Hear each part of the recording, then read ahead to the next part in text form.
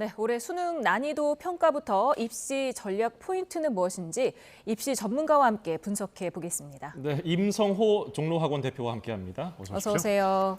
네, 5교시까지 지금 5시 45분에 조금 전에 다 끝났습니다. 혹시 다 보셨는지요? 국어, 수학, 영어는 다 보고 오셨는지요? 국어, 수학은 다 봤고 지금 오면서 지금 그 영어를 지금 마지막까지 지금 선생님들이 지금 보고 계시는데 지금 전반적으로는 국어, 수학은 사실 그 1교시, 2교시 보면 선생님들도 의견이 조금 달라질 정도로 조금 반응이 나왔었는데 저희가 사실은 선생님들의 반응도 체크를 하고 또 금년도에 또 대학에 재학 중인 학생들도 표본을 불러다 놓고서 시험을 또 치게 해보고 있고 또 고등학교 내년도에 3학년 올라가는 학생들이 오늘 지금 학교를 안 갔죠. 예. 그런 학생들도 표본 집단에서 지금 문제를 풀어보게 하고 이제 해봤는데 선생님들은 지금 지난해보다 좀 쉽게 출제되었다라고 얘기를 했는데 저희 이런 표본을 전체적으로 돌려봤을 때는 지난해보다 국어 같은 경우에는 100점 만점으로 봤을 때 한 9점 정도가 지금 더 점수가 잘 나오는 것으로 지금 체크를 되고 있으니까 한 4~5문제 정도 2점짜리로 봤을 때는 더 잘 풀 수 있을 정도의 난이도가 좀 내려갔다 이렇게 볼 수 있고 전체 수학도 보면은 좀 지난해에 비해서는 한 6점 가까이 정도로 점수가 지금 현재 더 잘 나오는 상황에 좀 왔을 때는 전반적으로는 지금 좀 쉽게 출제되었고 영어는 지금 현재 보도 상황에서는 지난번보다 좀 쉽다라고 얘기를 하는데 작년도가 영어가 4.71%가 지금 1등급 비율이었는데 지난해보다 다소 쉬웠다라고 하는 부분들 가지고서 사실은 그 상당히 쉬웠다 이렇게 볼 수 자체는 없습니다. 그래서 영어가 만약에 지난해 수준에 좀 근접할 정도로 비슷할 정도라든지 이렇게 되면은 사실은 학교 내신 위주의 어떤 수시를 지원했던 고등학교 3학년 학생들이 영어는 절대평가이기 때문에 절대적으로 쉬워야 되는데 이 부분 자체가 만약에 지난해 수준 정도로 근접할 정도라면은 수시에서 수능 최저 맞추기가 다소 어려울 정도의 상황이다. 이렇게도 볼 수 있는 상황인데 지금 현재는 반응이 좀 엇갈리고 있는 상황이고 9월 달에는 영어가 거의 10%가 나왔죠. 예. 그 정도 상황까지는 좀 안 가는 걸로 봤을 때는 국어, 수학은 현재 전반적으로 봤을 때는 조금 쉽게 출제된 것으로는 지금 현재까지는 저희는 지금 현재 보고 있습니다. 예, 저희 취재기자 전원에 따르면은 EBS에서는 전반적으로 좀 쉽다는 평이 많고요. 입시업계에서는 난도가 있는 부분이 있어서 실제 예상 점수보다 조금 덜 나올 수도 있다고 보던데 단순히 쉽다, 까다롭다로 방점을 찍는다면 어느 쪽이 더 가깝다고 보세요? 이게 구분이 좀 돼야 될 것 같습니다. 상위권한테는 아무래도 아주 치명적인 어려운 부분의 문제들은 없었다. 이런 부분들은 저희 선생님들도 그렇게 평가를 하고 있고 저희 또 표본을 돌려봤을 때도 좀 그런 부분들이 나타나고 있는데 다만 이제 중위권 때라든지 그 정도 때 학생들에게는 뭐 지문이라든지 이런 부분들은 또 쉬워졌고 아주 어려운 수학의 어떤 치명적인 문제가 작년도에는 정말 1%의 정답률도 안 나오는 문제들이 있었다라고 하면은 금년도는 그런 문제를 찾아보기는 좀 힘들었다라고 하면은 최상위권에서는 아무래도 조금 변별력이 크게 떨어진 거고 중위권 때는 그래도 오지선다에서 정답을 고른다라든지 이런 부분들은 여전히 질문 자체를 이해하고 정답을 찾는 과정은 까다롭다. 그래서 이게 온도차 어떤 그 어렵고 쉽고에 대한 온도차가 수준에 따라서 좀 달라질 수가 있고 작년도 같은 경우에는 아주 최상위권 학생들도 손을 뗄 수 없는 문제가 있었다라고 하면은 금년도는 그런 부분들이 많이 지금 사라진 것으로 현재까지는 파악되고 있는 상황입니다. 네, 한번 그 과목별로 좀 더 자세히 살펴보겠습니다. 보통 난이도가 높으면 표준 점수의 최고점이 상승하지 않겠습니까? 그래서 반대 경우는 낮아지는데 통상 120점대면은 좀 쉬운 시험, 그리고 140점 중후반이면 어려운 시험으로 평가됩니다. 지난해 국어가 수능이 150점이었는데 올해는 몇 점 정도로 예상할 수 있을까요?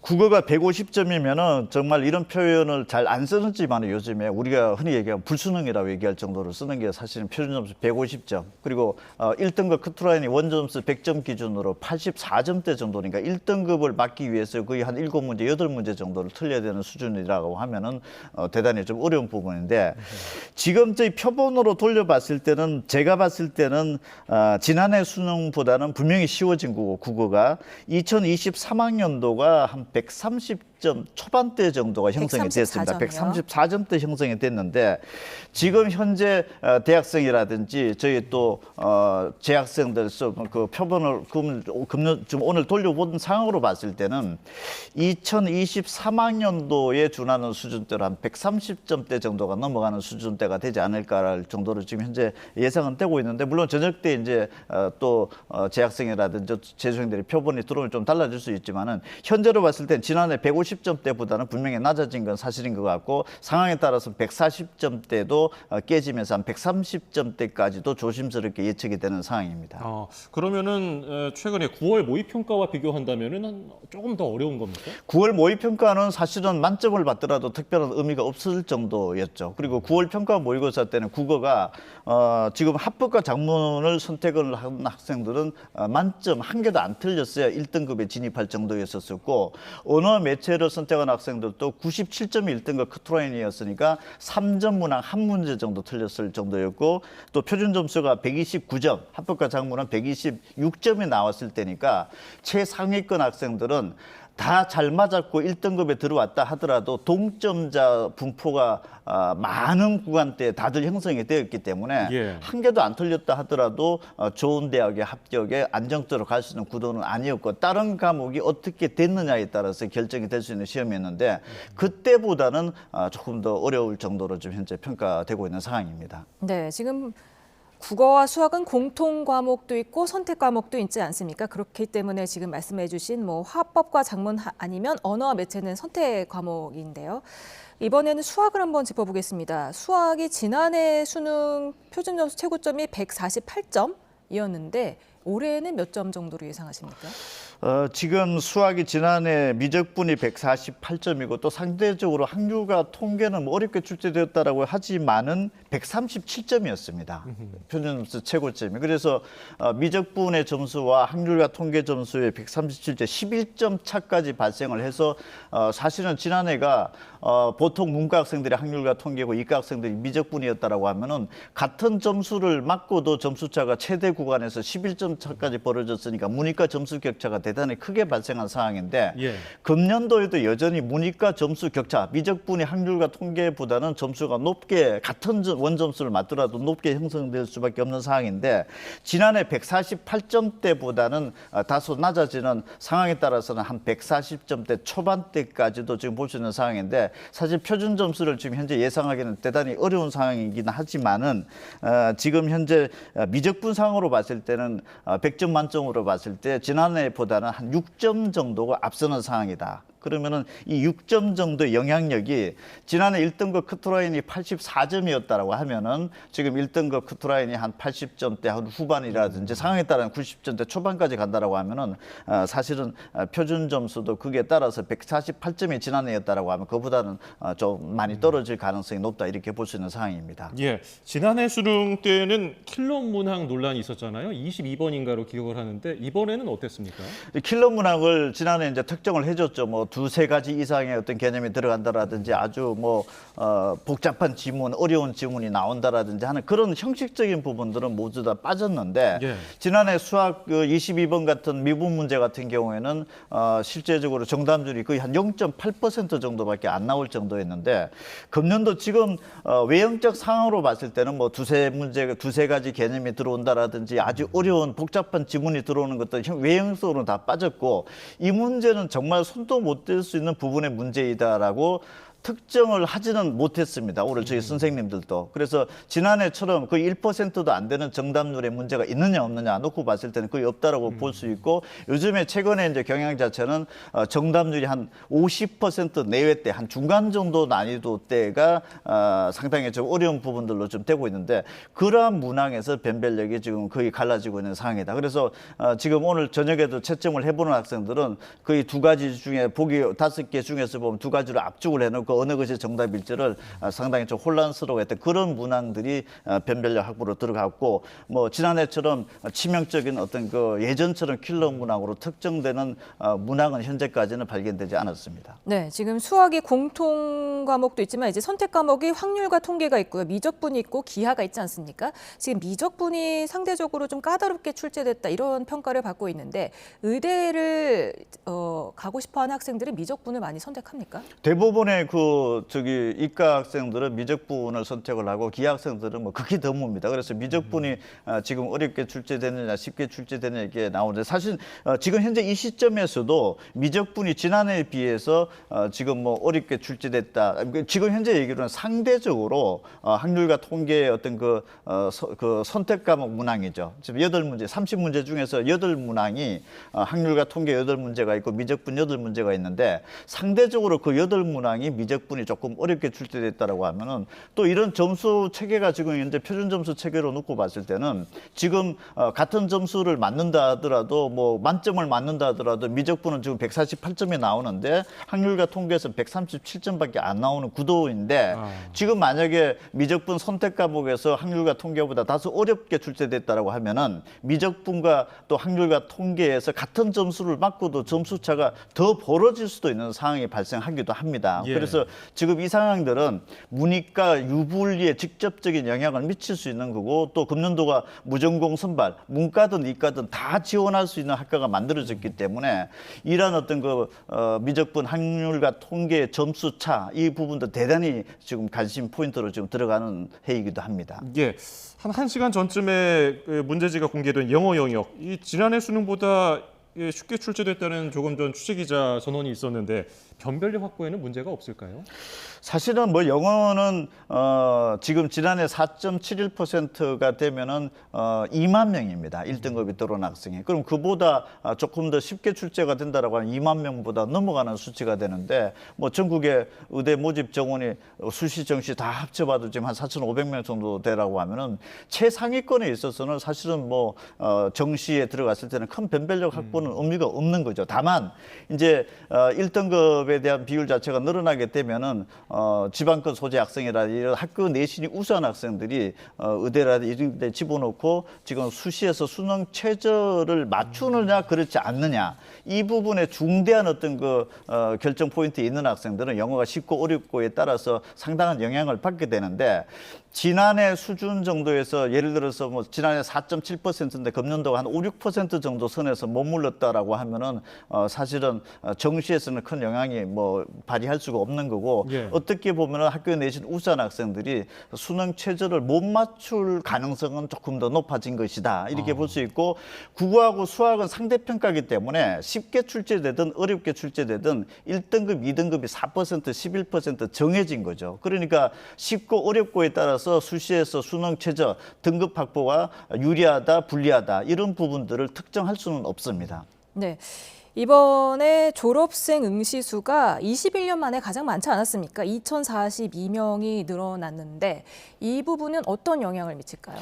원래는 그 작년도의 고3 학생 수가 그 전에 비해서 한 3만 6천 명 정도가 줄었었죠. 그러면 3만 6천 명 정도가 줄었다라고 하면은 금년도 재수생은 일반적인 상황이었다라고 하면 한 5천 명대 정도가 줄었어야 되는 게 정상인데 오히려 한 2천 명이 늘어났다라고 하는 것은 대단히 이례적인 거죠. 그러면은 이런 이례적인 상황의 배경에는 의대 모집 정원 확대라는 이슈가 있었던 거죠. 그러면은 의대 모집 정원 확대가 이슈가 있는 상황에서 21년 만에 최고치로 올라갔고 그다음에 6월 달에 지금 시험을 보지 않았던 N수생들이 오늘 시험장에 나온 학생들이 9만 3천 명입니다. 예. 그러면은 이들의 학생들을 우리가 이제 반수생으로 추정을 하는데 지금 상위권 대학에 이공계 다니는 학생들 중에서도 의대를 다시 재도전한다라든지 그다음에 지금 현재 의대에 지금 다니고 있으면서 휴학 중인 학생들이 재도전을 한다라든지 이렇게 되면은 단순하게 그 N수생이 늘어났다라는 것 중에서도 수준 높은 N수생이 늘어났다라고 하면은 실제 채점 결과가 나올 때는 기존의 고등학교 3학년이라든지 기존에 재수를 했던 학생들은 기존의 점수보다 다소 좀 낮아질 가능성도 배제할 수 없는 상황인데 전반적인 상황 추이로 봤을 때는 예전에 비해서는 조금 수준 높은 N수생들이 들어왔을 가능성이 높다. 이렇게 지금 현재 추정을 하고 있는 상황입니다. 예, 앞서 대표님과 국어, 수학, 영어 영역 분석을 해봤는데 지난해 수능보다 전반적으로 쉽다고 하면은 지금 현역 재학생들과 N수생 중에 누가 더 유리합니까? 지금 그 최상위권 학생들은 만약에 지금 현재 추세대로 쉽게 반응이 나오고 쉬운 결과가 실제적인 상황이었다고 하면은 1등급 내에서 점수 구간대 분포 자체가 좁혀져서 동일 점수 때 동점자 학생 구간이 지금 현재 많아진다는 얘기가 되는 거고 수능이 다소 쉽게 출제된다 하더라도 지금 추세로 놓고 봤을 때는 최상위권에는 아무래도 쉽게 출제되고 실수를 줄이는 부분들도 제가 봤을 때는 N수생이 많지 않겠느냐. 그러면은 쉽게 출제되었다 하더라도 전반적인 상위권에서의 N수생 비중 자체는 오히려 좀 늘어날 가능성도 있다. 그러면은 국어 수학 상대평가에서 쉬워져서 상위권 학생들은 N수생들이 좀 많을 것 같고 다만 영어가 아주 극단적으로 쉬워지지 않는 이상에는 사실 고등학교 3학년 학생들이 상위권 등급 확보 과목이 그다지 녹록하지 않은 거죠. 그래서 국어 수학 탐구적인 측면으로 놓고 봤을 때는 N수생이 조금 상위권에서는 유리한 구도로 형성이 될 수도 있는데 문제는 이제 쉬워져서 변별력 확보가 떨어진다라고 하면은 지금 점수를 잘 맞고도 이 점수로 저 대학, 저 의대에 안정적으로 합격이 보장될 수 있는 상황은 아닐 수도 있습니다. 그래서 그 원인 중에 하나는 같은 1등급 안에 들어왔다 하더라도 그 표준 점수에 해당하는 구간대 학생이 몇천 명이 된다라고 하면은 사실은 경쟁력을 잃게 되는 거죠. 그러면은 다른 과목에서 잘 봤거나 뭐 이런 또 다른 변수가 있지 않으면 이 과목을 아무리 잘 봤다 하더라도 경쟁력은 사실은 발휘가 불가능할 수 있는 상황일 수도 있습니다. 그만큼 눈치 작전이라든지 치열할 수 있고 실제 채점 결과가 나왔을 때 본인의 점수 구간대의 학생이 어느 정도가 되어 있고 그 위의 점수와 그 밑에 점수의 구간대 학생들이 많고 적느냐에 따라서 상향 지원할지 하향 지원할지 굉장히 신중하게 판단을 해야 되는 상황이죠. 네, 지난 수능은 불수능이라고 평가를 받았었고 올해 6월 모의평가도 굉장히 어려웠었는데 또 9월에는 굉장히 쉬워졌단 말입니다. 이번에는 난이도 조절에 좀 성공했다고 보시는지요? 지난해 매우 어려웠던 부분들에 대해서 굉장히 민감하게 좀 받아들였었죠. 그리고 6월 평가원 모의고사 때는 너무 지나치게 어려웠었기 때문에 어떤 그런 어려웠던 부분들에 대해서 좀 쉽게 가는 기조에 대해서는 뭐 전반적으로 뭐 성공했다 이렇게 볼 수 있지만은 상황에 따라서는 최상위권의 변별력 확보는 상당한 문제가 발생을 했다라고 하면 이 또한 앞으로 문제가 될 가능성도 있습니다. 예, 지금 의대가 변수가 될 거라는 얘기는 뭐 수없이 많이 해왔는데 실제로 입시 동향은 어떻게 파악이 됩니까? 금년도 이제 의대 모집 정원이 확대가 되면서 의대 지원자 숫자가 수시에서 17,000명 정도 늘었죠. 그리고 의대 모집 정원이 수시에서만 지금 1,000명이 늘었기 때문에 전체적인 의대 지원자 수는 줄었지만 의대 경쟁률 자체는 하락했습니다. 그만큼 의대에 들어가기가 쉬워졌다. 이렇게 지금 메시지 전달을 받을 수 있는 거고 그다음에 서울권이든지 뭐 수도권 대학들이 대부분 수시 경쟁률이 높아진 상황입니다. 그만큼 의대 쪽으로 상위권 학생들이 쏠려가게 되면은 그 나머지 대학 일반학과의 합격선도 낮아질 것이다라는 기대 심리가 작동이 된 거죠. 그래서 지금 전반적으로 어떤 지원의 패턴 자체는 학교의 어떤 그 합격의 기대 심리, 상위권 대학의 합격의 기대 심리가 전반적으로 높아진 상황이다. 예. 그래서 지금 현재 수시 때도 다소 상향적인 지원 패턴이 나왔는데 금년도 지금 현재 쉬워진 상태에서 실제 원점수 기준으로 봤을 때는 점수가 잘 받았다라고 하면은 지금 현재 정시도 실제 채점 결과가 12월 6일 나오기 이전까지는 나름의 어떤 그 상향 지원의 패턴을 생각할 수 있는 학생들도 일단 층 자체는 많아진 것이 아니냐 이렇게 볼 수도 있는 상황입니다. 늘어나는 무전공 선발도 주요 변수라고 하던데 이거는 어떤 얘기입니까? 지금 통합수능이 2022학년도 도입되면서 그 수학 부분에 있어서 문과 학생이 이과 학생들에 비해서 사실 1등급의 수학 들어온 학생들을 학률과 통계, 미적분 이런 쪽으로 구분을 해보면은 거의 95% 정도가 이과 학생들로 추정이 되고 있습니다. 그러면은 예전에는 이과에서 문과 교차 지원을 해서 들어오는 문과 침공 이런 부분들이 이제 이슈가 되기도 했었는데 금년도부터는 무전공 선발 재정 유형 1, 유형 2로 나눠지는데 유형 1 같은 경우에는 아예 문과, 이과 구분이 없습니다. 예. 그래서 들어와서 이과 학과를 갈 수도 있고 문과 학과를 갈 수도 있는데 문제는 문과, 이과 학생들이 동시에 정시에 지원을 했을 때 점수 차가 같은 원점수를 맞더라도 이과 학생의 수학 점수에서 앞선다라고 하면은 수능 점수 위주로 선발하는 정시에서는 문과 학생들이 어떻게 길이 없는 거죠. 예. 그러면은 상황에 따라서는 문과, 이과가 동시에 지원하는 패턴의 유형원 같은 경우에는 대부분의 합격생이 이과 학생이 독차지할 가능성도 배제할 수가 없는 거고 아하. 또 유형2 같은 경우에는 문과 내에서의 무전공, 이과 내에서 지원 이렇게 문과, 이과 구분해서 선발을 한다 하더라도 국어에서 언어 매체, 합법과 작문 중에서 지금까지 같은 점수를 맞더라도 언어 매체가 점수가 앞섰습니다. 그러면 동일 계열 내에 지원하더라도 내가 언어 매체를 선택한 학생이냐, 합법과 작문을 선택한 학생이냐, 같은 100점을 맞고도 점수 차이가 발생을 한다라고 하면은 거기에서도 어떤 지원이 상당한 고민이 발생하는 학생들이 발생할 수밖에 없죠. 그래서 금년도에도 통합수능에서 국어, 수학에서 선택 과목 간 점수차가 얼마나 발생하느냐, 무전공 선발이 전면 도입 확대된 첫 해년도이기 때문에 정시에서 상당한 변수가 될 수 있습니다. 알겠습니다. 오늘 치러진 수능과 관련해서 임성호 종로학원 대표와 짚어봤습니다. 고맙습니다. 감사합니다.